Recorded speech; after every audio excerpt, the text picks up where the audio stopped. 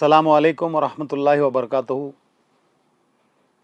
मौजूदा हालात जो कर्नाटक में चल रहे हैं, हम लोगों ने आए दिन देखा है। कभी दरगाह के नाम पर या फिर ईदगाह के नाम पर, हज़रत टिप्पू सुल्तान के नाम पर, या फिर किताबों से हमारी हिस्ट्री को निकालने के नाम से, हलाल हो चाहे हिजाब हो, हर तरीके का हम लोगों पर जुल्म और ज़्यादती करने का जो मामला चला आ रहा है, मैं समझता हूँ न सिर्फ कर्नाटका बल्कि सारी दुनिया के लोग जो है मुसलमानों पर होती हुई इस ज़्यादतियों के बारे में बखूबी वाबस्ता हैं। आज जो है आप तमाम लोगों के सामने मैं एक ऐसी सब्जेक्ट, एक ऐसी इशू पर बात करने के लिए आया हूँ, वो है रिज़र्वेशन।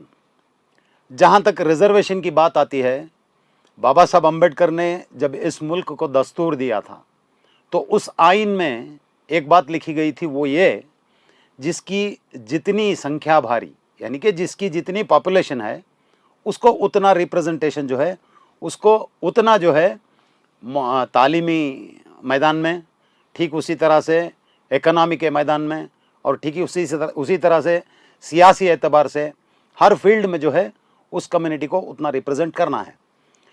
हम लोगों ने देखा तकरीबन 70 साल जो हुकूमत रही, वो हम जिसको मानते हैं सेकुलर, उस कांग्रेस की हुकूमत रही, और उस पार्टी की हद तक उन्होंने मुसलमानों की हालत इतनी बदतर या फिर खस्ता हो गई थी, उसकी रिपोर्ट जो है जस्टिस राजेंद्र साचार की रिपोर्ट में आया था। वो साचार कमेटी की रिपोर्ट ये बताती थी कि इस मुल्क के तमाम जो पिछड़े तबकात के लोग हैं, उन तमाम से पिछड़े अगर कोई हैं तो वो है मुसलमान। तो उसी तरह से एक कमेटी की रिपोर्ट थी जिसका नाम था रंगनाथ मिश्रा कमीशन।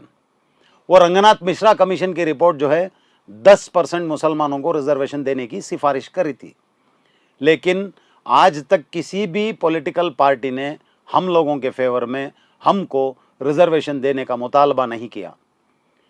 बाबा साहब अम्बेडकर की एक बात है, those who forgets history can not make history.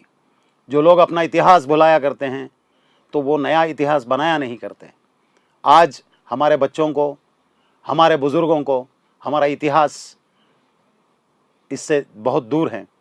इस मुल्क की जब कभी भी ज़रूरत पड़ी, चाहे हज़रत टिप्पू सुल्तान हो या फिर सिराजुद्दौला हो, अनगिनत नाम हैं, इन तमाम का कंट्रीब्यूशन इस मुल्क के लिए काफ़ी कुछ था। लेकिन आज उस कम्युनिटी के लोग, हम लोगों में चेक कर देखें तो ज़्यादातर आपको लेबरर्स मिलेंगे, ऑटो ड्राइवर्स मिलेंगे, या फिर फुटपाथ पर व्यापार करने वाला मिलेगा।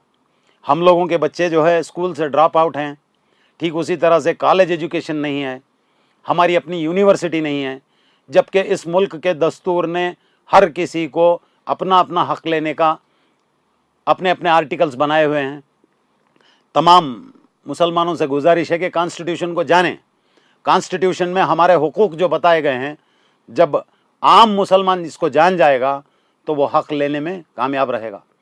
मैं आज इस माध्यम के ज़रिए से आप लोगों के सामने एक और बात बता दूं। बाबा साहब अम्बेडकर ने जो है इस मुल्क की माइनॉरिटी, यानी कि अक़लियतों को जो है स्पेसिफिकली 2 आर्टिकल्स बना के दिए हैं। एक है आर्टिकल 29 और दूसरा जो है आर्टिकल 30।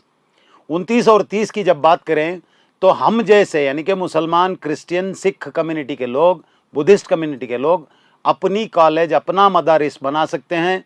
गवर्नमेंट उनको फंड भी करना चाहिए, तो उसको डेवलप करने के लिए कॉन्स्टिट्यूशन में उसका प्राविधान है।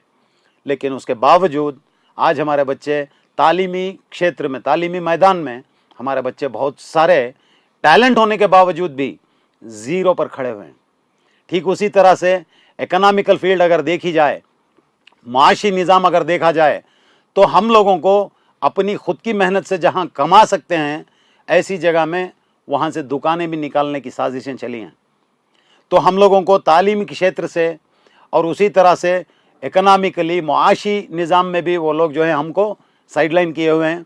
और तमाम लोग जानते हैं, पॉलिटिकल, सियासी जब बात आती है तो हमारे काफ़ी सारे ऐसे सियासी लीडर हैं जो अपनी पॉलिटिकल पार्टी को रिप्रेजेंट करते हैं, ना कि कौम को।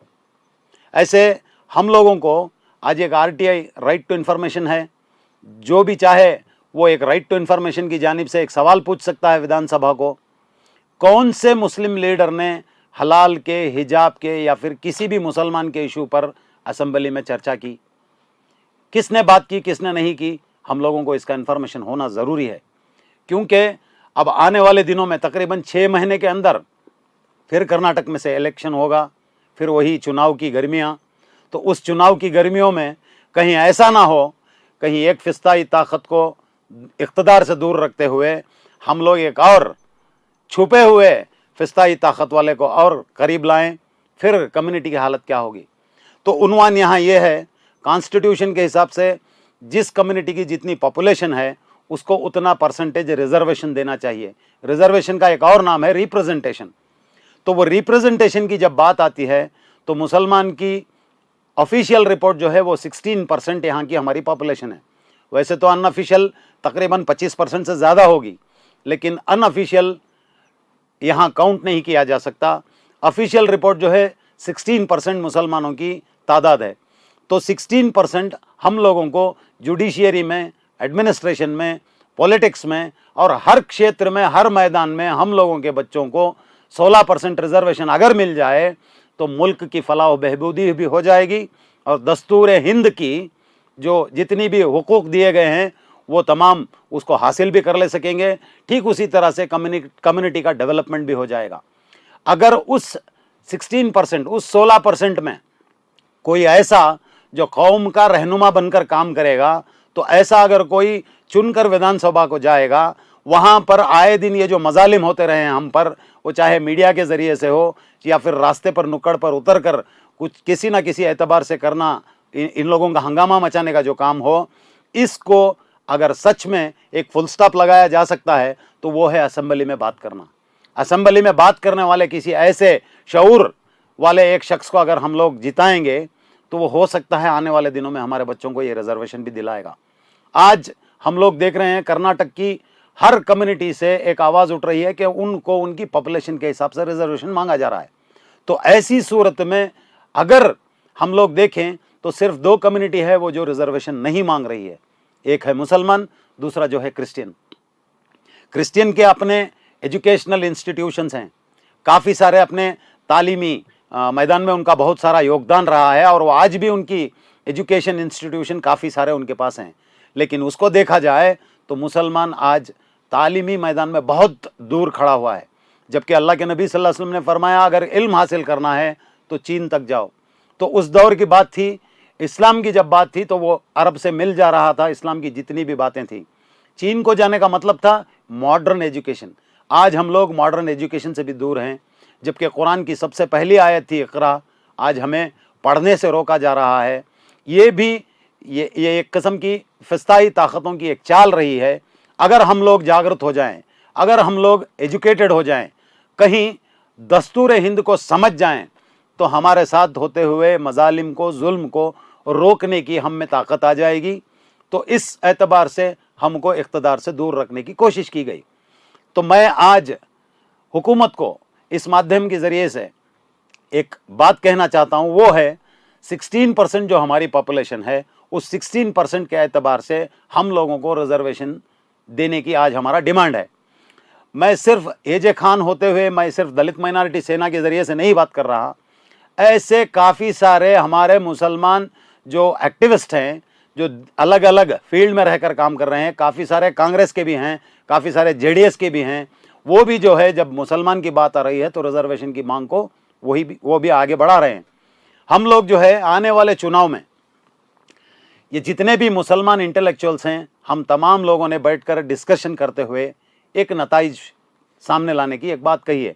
वो ये है कि जो पार्टी हमारी रिजर्वेशन के मुताल्लिक़ काम करेगी या फिर हमारे रिजर्वेशन के एतबार से अब इस असेंबली के सेशंस में बात करेगी या फिर चुनाव से पहले कहीं घोषणा करेगी या फिर हमारे साथ जोड़कर काम करेगी, ऐसी पार्टी को हम आने वाले इलेक्शन में वोट देंगे। या तो फिर जो हमारे हक में काम नहीं करेगा हम उसको वोट भी नहीं देंगे। मान्यवर कांशीराम साहब कहा करते थे, वोट हमारा, राज तुम्हारा नहीं चलेगा। आज इस मुल्क में मैं बिलखुसूस कर्नाटक की अगर बात करूं तो कर्नाटक का दूसरा बहुत बड़े दर्जे में पॉपुलेशन अगर किसी की है तो वो मुसलमान है, लेकिन फिर भी आज हम लोगों को माइनॉरिटी कहा जाता है। सेकेंड लार्जेस्ट पॉपुलेशन होते हुए भी हम लोगों को माइनॉरिटी मिनिस्टर या फिर वक्फ मिनिस्टर या फिर हज मिनिस्टर दिया जाता है। अगर उसको मेन स्ट्रीम का किसी एक मिनिस्टर बनाना हो तो 100 बार सोचा जाता है। अगर उसको दिया भी जा रहा हो तो चंद लोग अपने आप को सेक्युलर ज़हन रखने वाले उसको अपोज करते हैं। तो इन सब को अगर हमें दुरुस्त करना है तो हकीकत में हम लोगों को एकजुट होकर रिजर्वेशन की डिमांड करनी है। रिजर्वेशन किसी की भीख नहीं, वो कॉन्स्टिट्यूशन का दिया हुआ हक है और हम इस हक को लेकर रहेंगे। और इसके लिए हमें कानूनी हद में रहकर जितनी भी जद्दोजहद करनी पड़े, इसके लिए हम तैयार हैं। मैं आप तमाम से गुजारिश करता हूं कि इस तहरीक को इतना आगे लेकर जाएं, कहीं ऐसा ना हो कल हमारी औलाद हमको सवाल पूछे